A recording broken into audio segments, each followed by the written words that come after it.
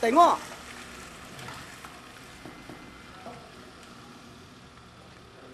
Tengok.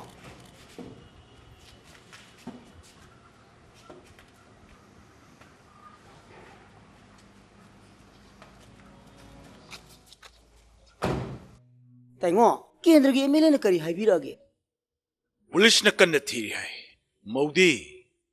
SP yun na niyan sachi. SP. Tengok. Sak semdarak pa yaradra. Shaning aga harke.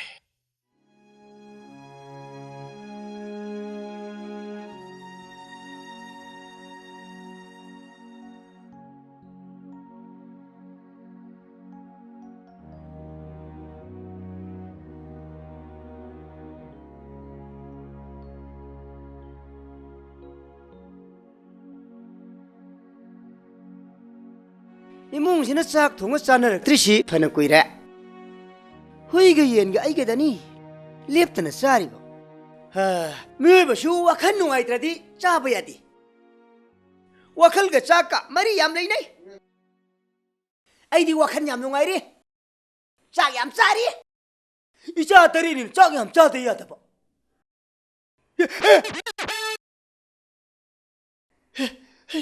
Shugo, pajabi le trane. Ima, mari he.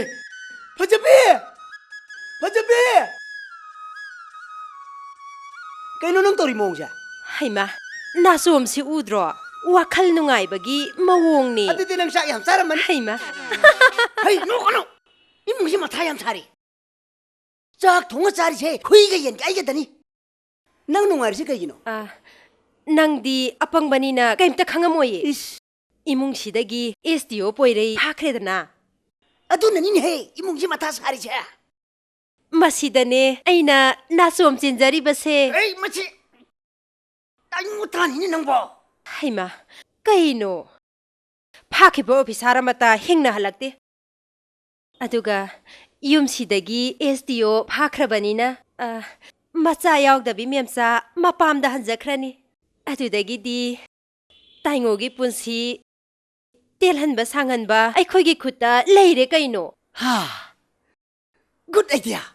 Nanggi wakhalon yam phajai. Very good idea. Taingoi chak aina semi, aina pijai. Taingoi pham aina semi. Kangan yepsili. Taingoi kang aina hali. Hatli Kang hat bagum. Taingo tunggur matungda aina mon nam thalaga. adudagi di taingo sire. Taingo siradi. Taingo ki kar. Aikoi ki oiran. Lantum kuding mai koi ki loi oirani. Aina kar thauba. Nang na nakan da tuangba. Icha taret ka serum kap tharu ba yai. Anganga yawhandana ibani dang chaseba. Ha, aikoi ni kha. Kanam yaw da bi. Oh, right. Right.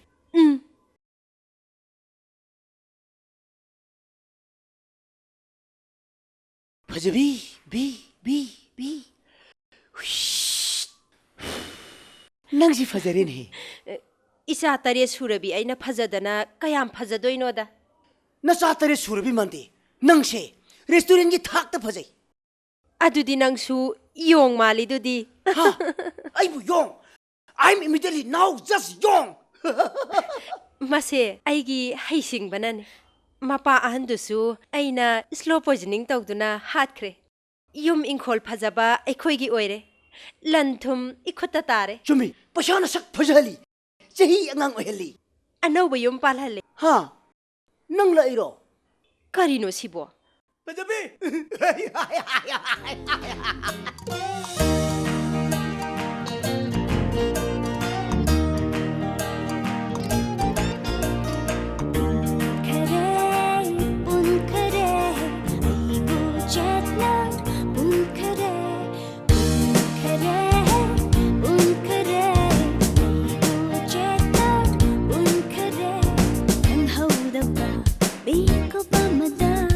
Nangi nushi, thauring na,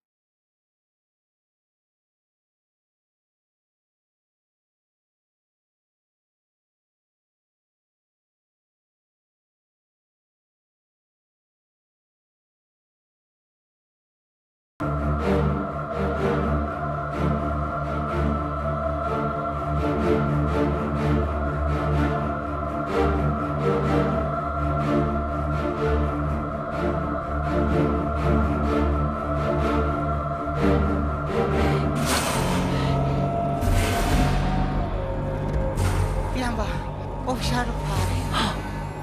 Obsara tu paraba.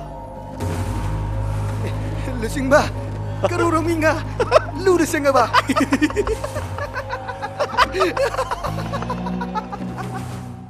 Sir, pwede yung milay. Hoy changalo.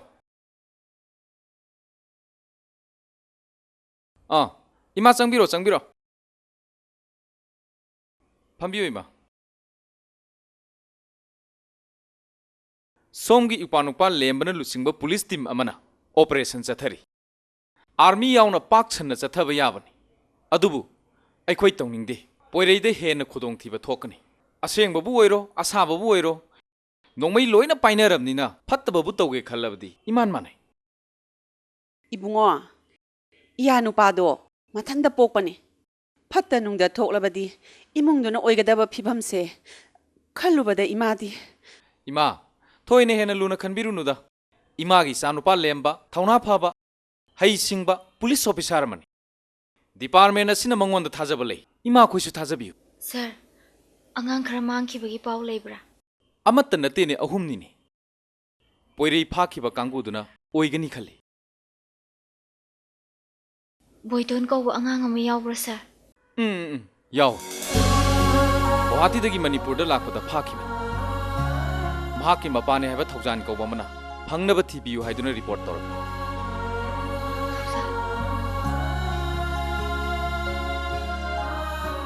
Kanano ni nang namu hangidubo? Ima, ay bu thiba lakpani. Hey, chasi. Ibungo, mana ne angang si yamna nungsijaba. Phattaba singna angang phai haibaduda mabukni nungsijadana hangiba jani. Biema, chasi lao. Chasi lao. Ibungo, chalukhige ko.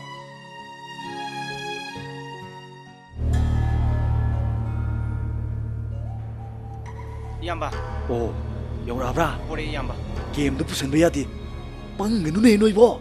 Chalo, mapa to koro. Boy, hani yamba.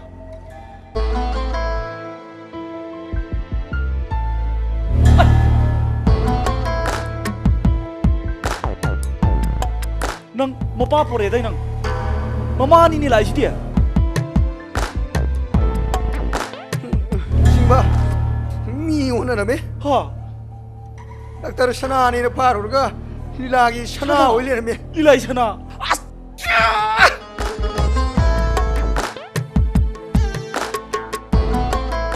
Basa isagi damakta mapa ay lakjari lila sa sarubani phi phawbo hongba nangjarakte ayon aran khibik ngakpiu ko ngasi kauba nungjada ipare ahan noibu phigaw sana nijari pinabiu athau basa ibungo ipagi noino ipanangi khungul lire ibane ipala isa waruranu ipala Hey, ngana ke sebelum sedang pura-pura ha? Hoi, angam khara pujare. Aigi lila kanggu da wana ngangna zaraga pujarak. Che, lising yang kaini. Lupa lagu humay na karga. Lising yang kaya pura na. Hey, nang isi misu trip ha? Napa na sasi? Kaptanuro. 좀 뜬요 타바이와니 하우지티 이사 방어버니나 너희는 똥는 게 떡저로 나와 라우데 이사 뿌레 나와 숭으로 라우데 아이 bunga 짜실라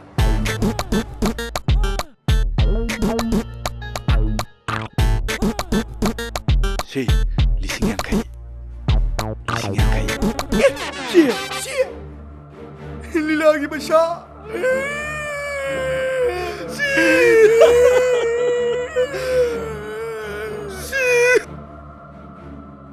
Karino ne nang na haidwa. Masigi mahina ni dana. Nang nang asi phawba namit na sa uba phangjibase. Ima, Ikai khumna ba mangkhini haina kijariba. Nakui bungona. Nakoi bu karini haina khan kidawrige. Ima, ahi khongset kaikre. Taningde. Mapalamda awangba ahenba na haitamusu na tharaga. Nama na pada sikuma pau puduna halakpasibu nungai na tabak ngamgani na khanbro. Nakhoi kharana pumna mapuchen thale. Ima, masibu amuhana semgat pa yaroi to ba mariro. Mado poiregi wakhalgi makha pole. Mahakna mapabungda wakhal tahalabadi khunai asibu thengnaba ngamgani. Poirei na khunai gi chanabi kiduna mahauksagum haujiksu lot ke sabyungna leblabadi nangdi miyamna lamsat morpi ona soidana ugani khangedana.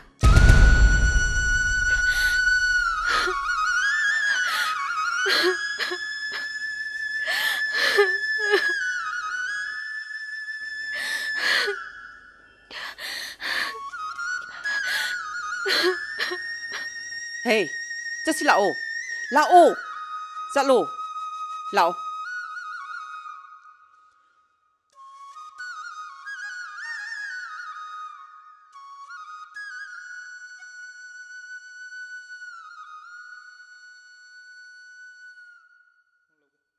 룹다 corporate happy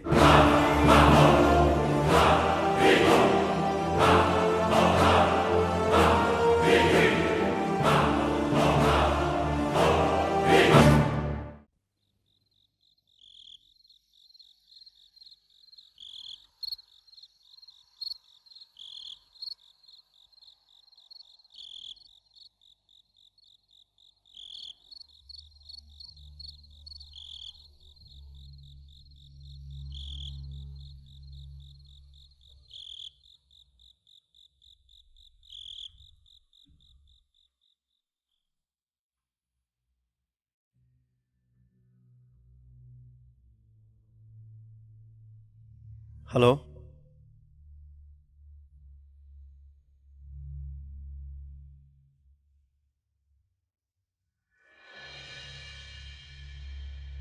이흔 나나도 분들 이런 기다. 응? 뭐 타전 늘 마시. 응 갑토구나 능. 우리서 분들이라. 뭐 타전 늘 마시 마시.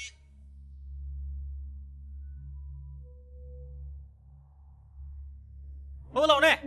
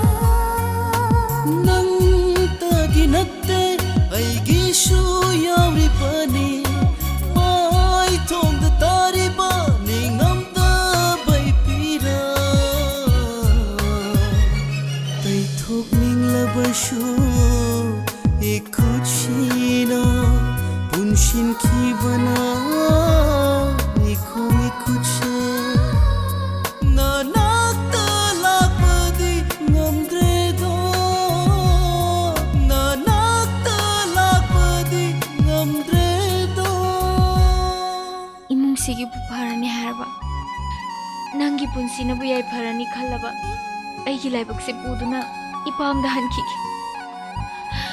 ऐ कैसे नुंगाई तब तौरोय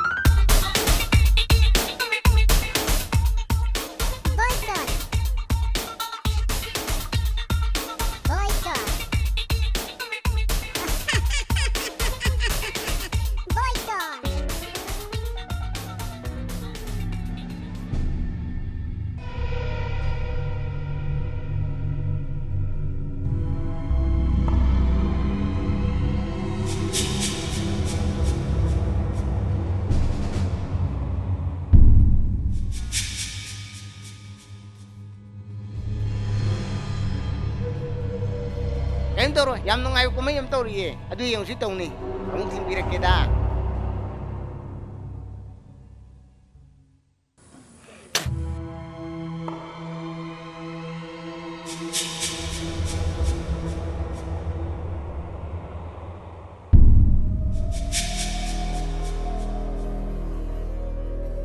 부드러 hey kamu 부드러 kamu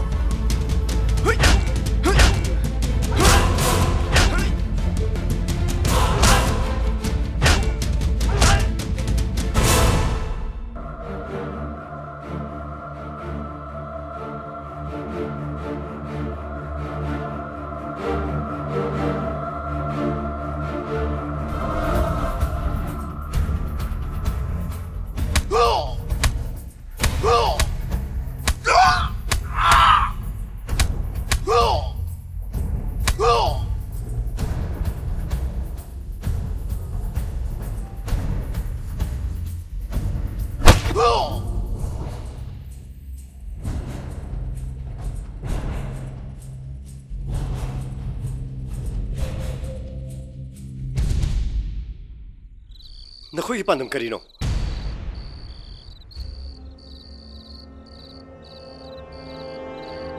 पांदम लेबाक नाको मपुसिंग अमदी officer Singh they sell लौबा मुनबा मधुना खुनाई की Karamba सोथब मफम the सिजनगनी खुनाई करीनो खंगदे मसे lyric हइतबै खोई सिनफमनी नुंगाई याबी मरांग कायनबा सेन तानबा सेन बु थोकदब लेरबदी officer नंगुबद नते नुपी अंगांग हनुहना तरु तरु योक्सब हुईदु फाव फार गई खोदी रेंसम तान मसे पार्टी की हक ने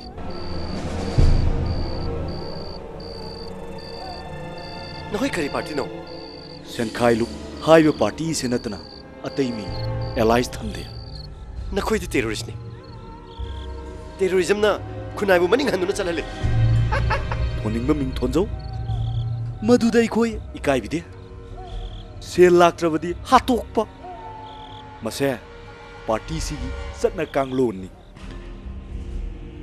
गवर्नमेंट मियाम गिने मियाम न सेमने अखोई मियाम गिदमक थबक सुरीब सिनमिनी अईगे थवाई मांगबो याय अदुबु अईना ऑफिस तगी लेमना सेन पिबगी हक्ति गवर्नमेंट ने गोदा पीदे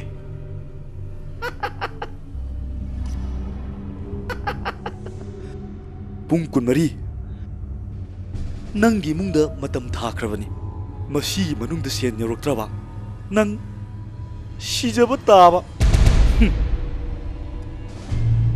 बोइटोन बोइटोन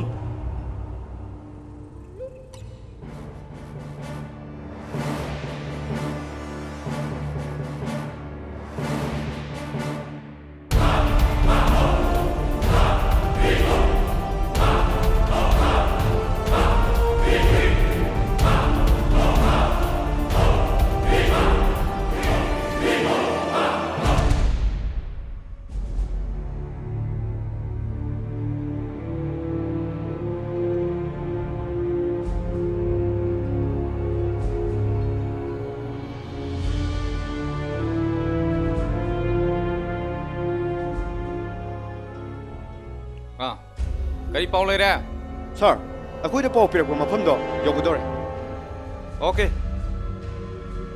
सर अखोई जे गाड़ी चंगा दा मफम अदुरा ले सर होजी अखोई मफम अदुरा खोंग चंगन जरगे पाव थुना थुना पिरो funny sir okay okay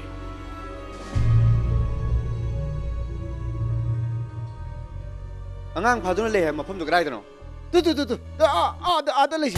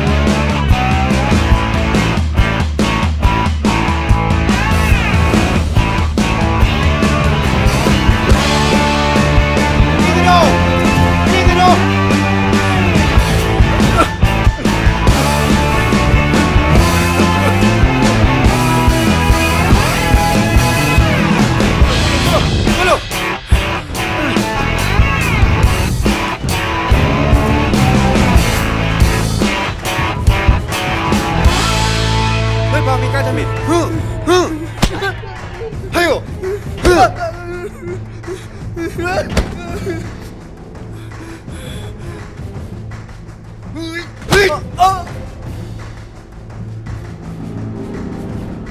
Hogolo! Hogolo! loi pha mi kai thami hayo loi pha mi kai thami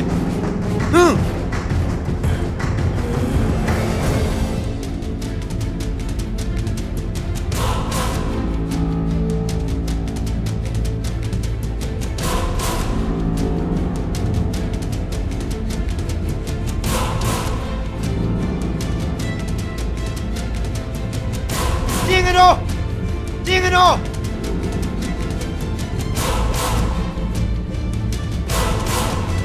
Kau kena pokoknya hat palak hat palak Hogolo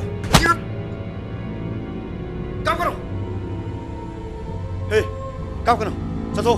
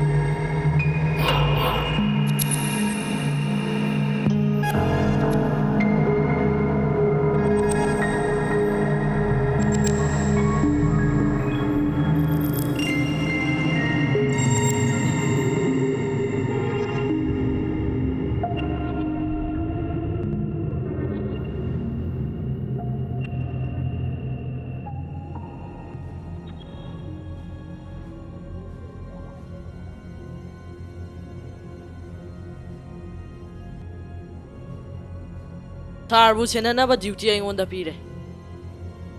Aigi fam corporal ni.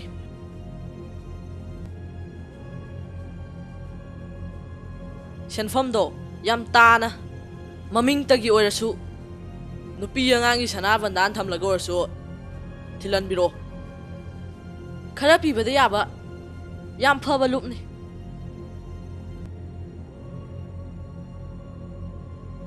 Inai tanaba ipamdi. Nangumma angana siguma thabakta yauribasi nangbu pokpa ima pabungna ayaba pibra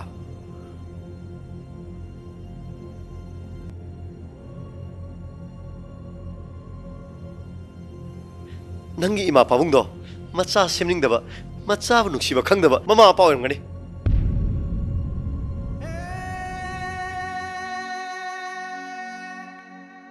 Sardi isabu nuksibibra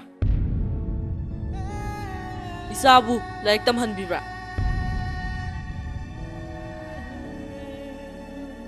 Isagi asapo like bibra Phajaba fizol thon bibra Matik sama mapara Mase accident ne Ai mama ne nang minok masa khangma ngamdra Ai ngomgani Yambo Yambo nang adumai tawgano Yambo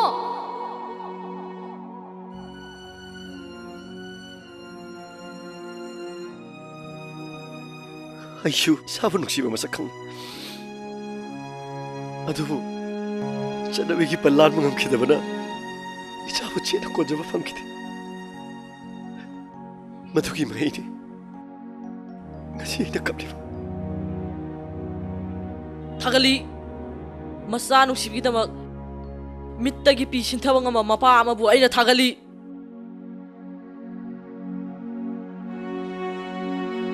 Aisu Ipa ima bu nuksiba masane Nang dikai dagino Namin kari kawi Ima ipagi ming hayo Thana taga yu fan gera Iba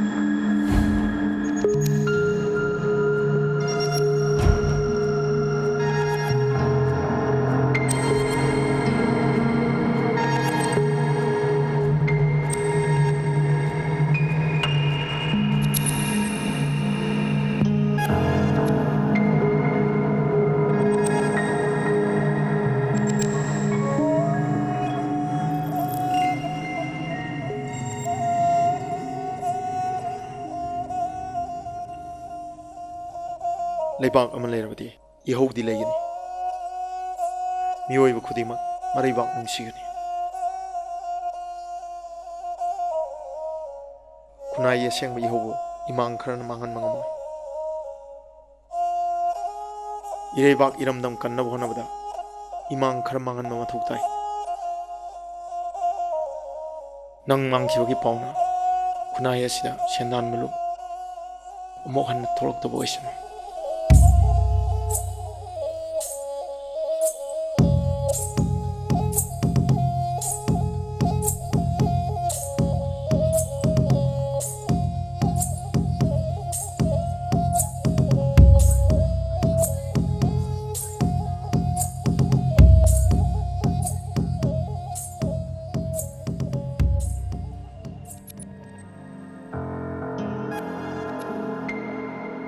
ꯑꯩꯒꯤ ꯃꯤꯡ ꯕꯣꯏꯇꯣꯟ ꯀꯧꯋꯦ ꯒꯨꯋꯥꯍꯥꯇꯤꯗꯒꯤ ꯂꯥꯛꯄ ꯃꯩꯇꯩ ꯃꯆꯥꯅꯦ ꯏꯄꯥꯒꯤ ꯃꯤꯡꯅ ꯊꯧꯖꯥꯜ ꯀꯧꯋꯦ ꯏꯄꯥꯒ ꯂꯣꯏꯅꯅ ꯏꯃꯥꯒꯤ ꯅꯥꯛꯇ ꯂꯥꯛꯄꯅꯦ ꯏꯄꯥꯁꯨ ꯀꯥꯏꯅꯔꯦ ꯏꯃꯥꯁꯨ ꯊꯤꯕ ꯐꯪꯗ꯭ꯔꯦ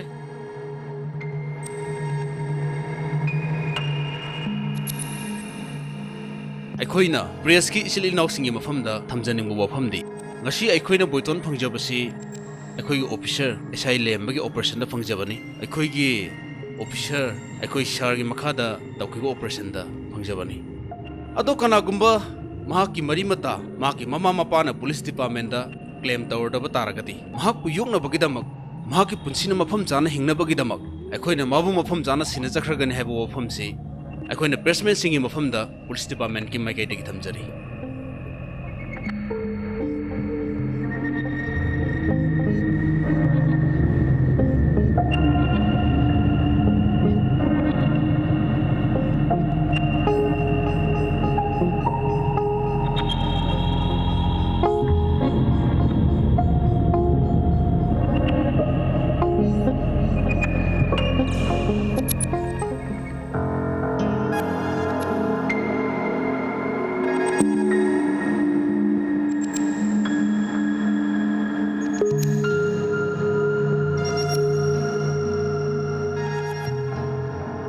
ꯃꯕꯨꯡ ꯑꯩꯒ ꯏꯃꯥꯒ ꯎꯅꯍꯟꯅꯤ ꯍꯥꯏꯕꯗꯣ ꯀꯩ ꯅꯨꯃꯤꯠꯇꯅꯣ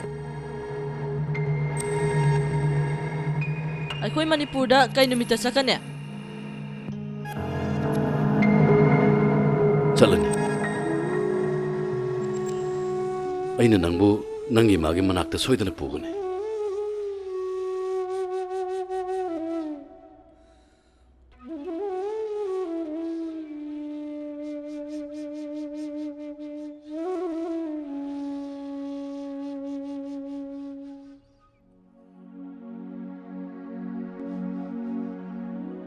ꯏꯃꯥ ꯏꯄꯥ ꯑꯅꯤꯃꯛ ꯅꯤꯡꯇꯝ ꯂꯥꯟꯃꯤ ꯉꯥꯛꯇꯅꯤ ꯃꯈꯣꯏ ꯒꯨꯋꯥꯍꯥꯇꯤꯗ ꯂꯩ ꯍꯥꯏꯅꯔꯛꯄꯗꯒꯤ ꯑꯩ ꯊꯤꯔꯛꯄꯅꯤ ꯉꯁꯤꯐꯥꯎ ꯊꯦꯡꯅꯗ꯭ꯔꯤ ꯍꯧꯖꯤꯛꯇꯤ ꯍꯣꯇꯦꯜꯗꯨꯗ ꯌꯥꯎꯔꯒ ꯑꯩ ꯍꯤꯡꯂꯤꯕꯅꯤ ꯃꯅꯤꯄꯨꯔꯗ ꯍꯜꯂꯕꯁꯨ ꯑꯩꯒꯤ ꯍꯤꯡꯅꯕ ꯂꯝꯕꯤ ꯂꯩꯇꯦ ꯃꯁꯤ ꯋꯥꯁꯤ ꯇꯣꯛꯁꯤꯗ ꯅꯣꯏꯅꯤꯅꯦ ꯅꯨꯡꯉꯥꯏꯕ ꯋꯥꯔꯤ ꯁꯥꯔꯝꯃꯨ ꯑꯩ ꯑꯆꯥꯄꯣꯠ ꯂꯩꯔꯛꯀꯦꯀꯣ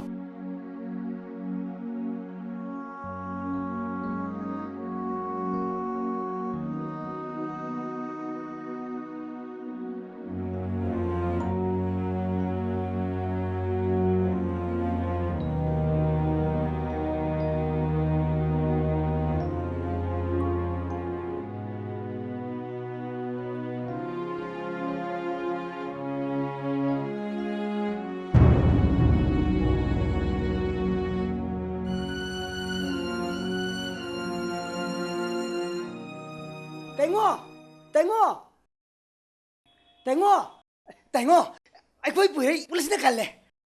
Ngasigi pausi ta loi yormi. Mi loi khangdre Tengo, phagi bangang sing dugi maraktagi Boiton ko bangang anti kalle. Adai nungai tridi Boiton do Guwahati dagi Manipur da mama apa thibla kuni ye. Mama apa su phangdre. Guwahati chakran. Ado tengo, sugu mangang se khoi yopi bakari kai ge.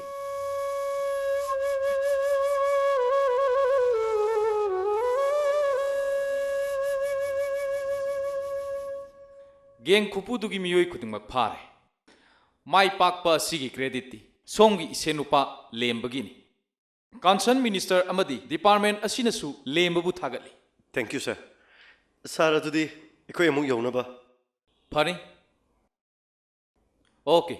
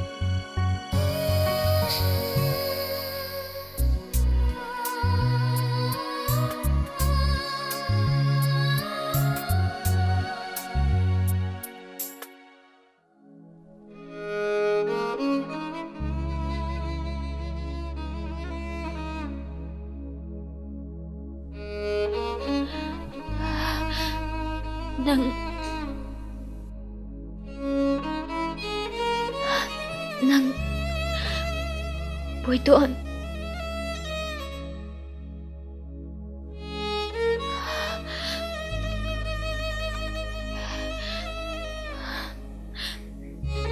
Imagi doon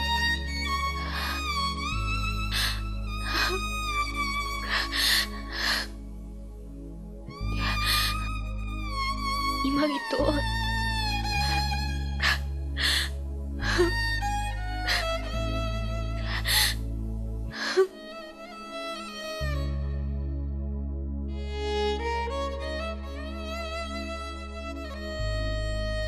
Manipur sidi angawi ngakta le malene. Ai uraga un kapsilene.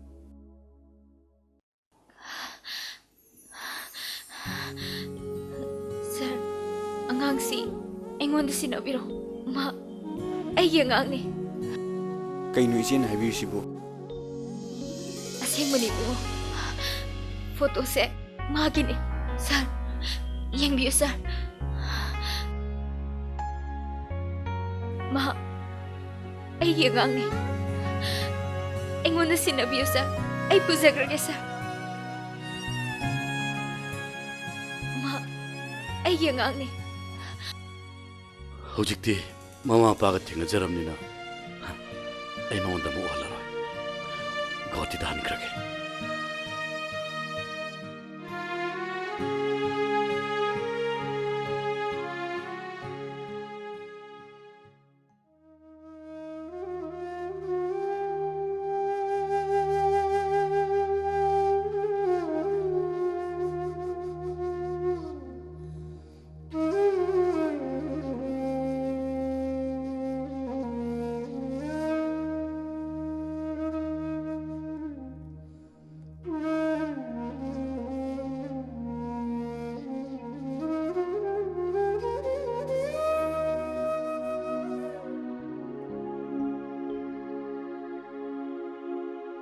Hey, ngay ko.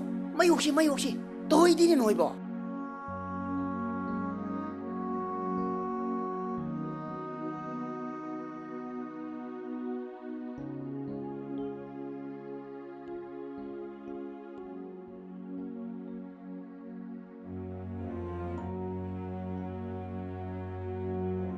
Iba, ay di hangrage. Kung namang laki.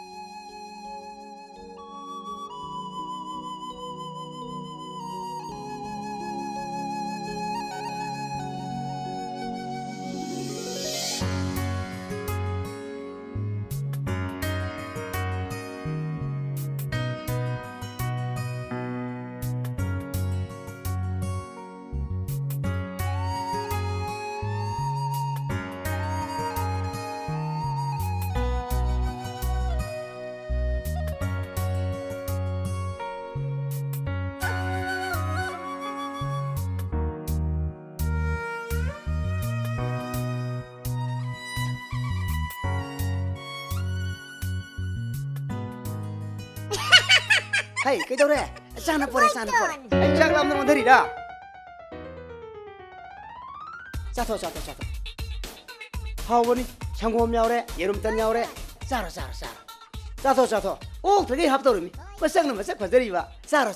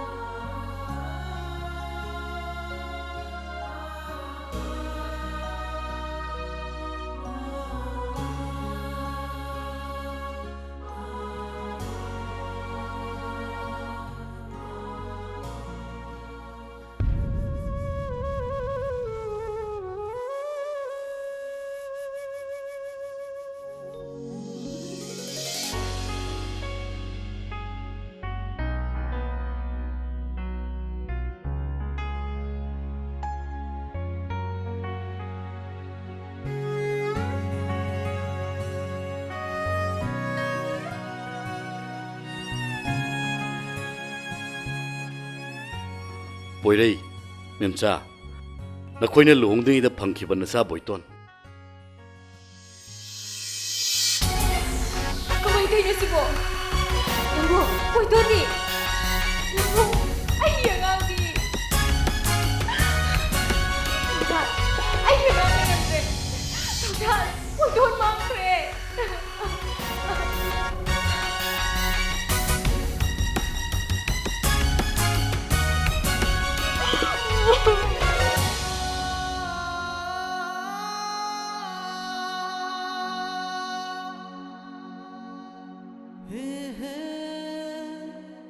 Manghan bikrani khanduna nakoidagi aina huralaga yolaki nakoini luhongle tabada ayam nungai nasabu soidu nungsibirani thaje hojikti mahak chawre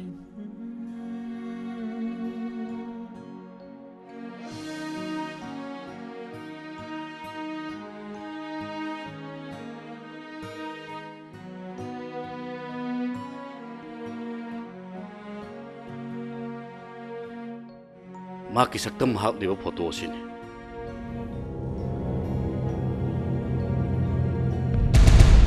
Sardi isabu nuksibibra. Isabu laik tamhan bibra.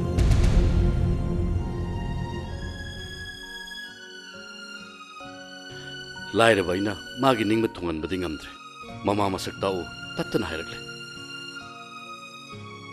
nakoina nasabu nungsibirabadi gauti da lengbiro nasabu nakoida sinabai pamle nakoigi marup thaujal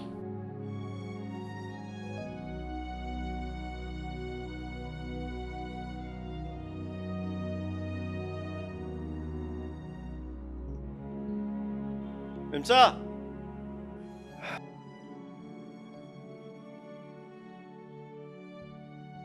Angang asi kanano?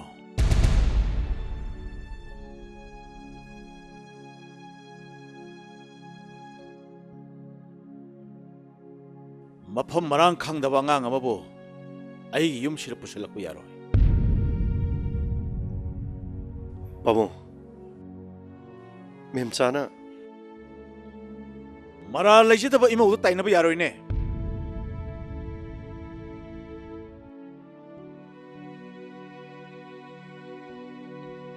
Mama mapa oibasingna masadagi hena nungsiba amatta leitabani. Masa phanglaba matamtata masa nungsiba masak khanglakpani. Nungsibagini aigi ka henba wangang kaya nakhoina tariba. Imauna ibu karini haina khalamgani. Ngasi sunang na ibu hanna kudog sawadali.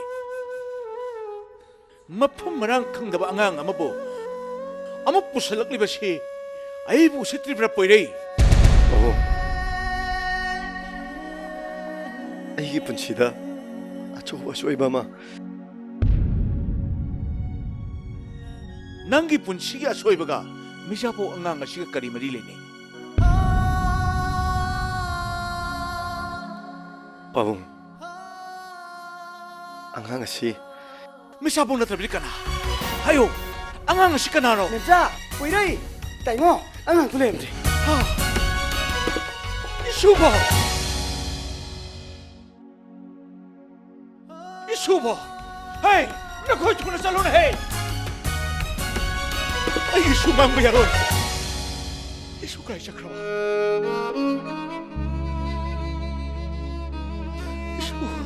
Isu kay sakrawa.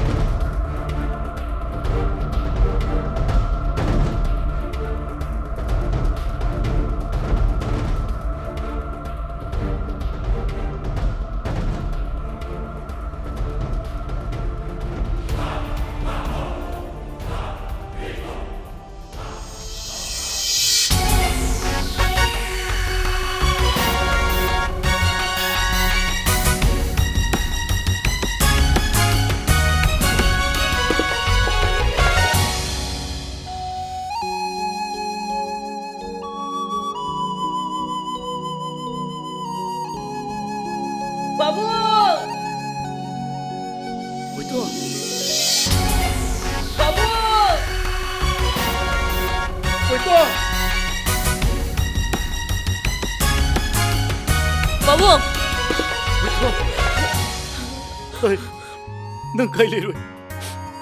Nang kay Leroy.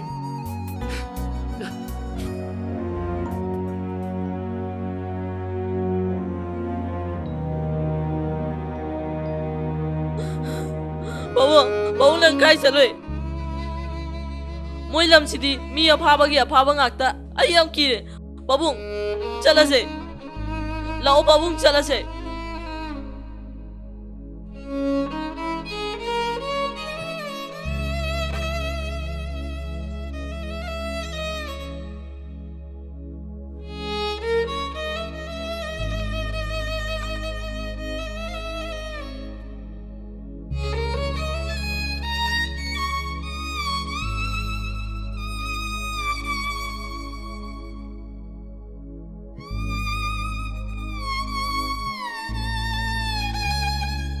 Boiton, nanggi mapabung ne.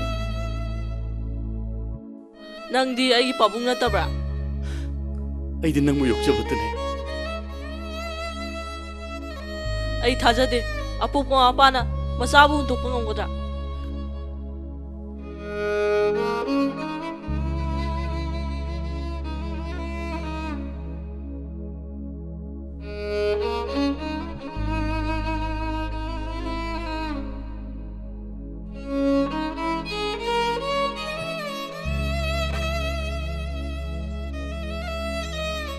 ꯆꯠꯅꯕꯤꯒꯤ ꯄꯜ ꯑꯩ ꯂꯥꯟꯕ ꯉꯝꯈꯤꯗꯦ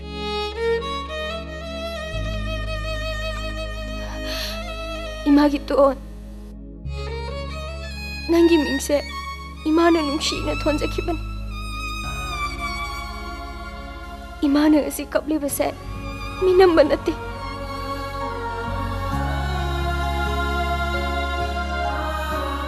ekhoi nangu lawulaiye aibu hundokpa matamdasu noi kapkhibra Boiton Satnabi kiduna masabu hundokpa ngamba mamabu mamaro Boiton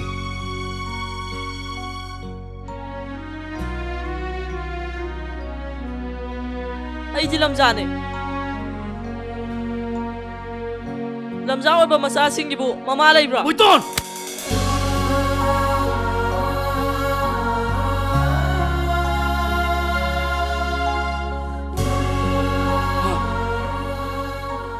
nang ibu thaja dara natra ha nang juma ghati de pudra sakani nasi dagi ima ai bawai nang amon de panbiar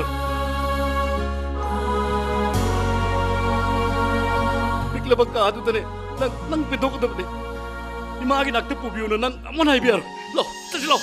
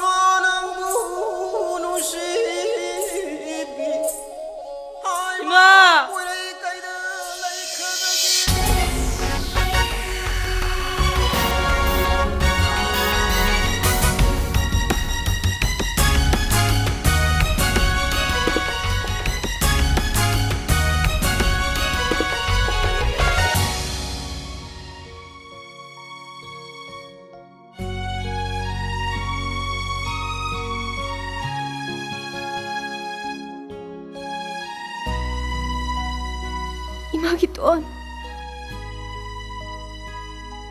nang imabu thadokduna sakhino imabu nungsidro ha imabu ngakpiroidro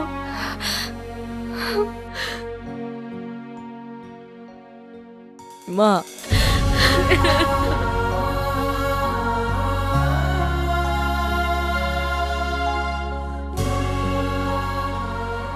Thongsa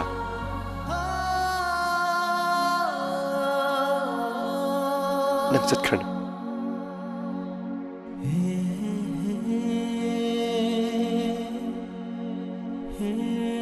akhoi punna leiminaras akhoi da nangi laman yamna tole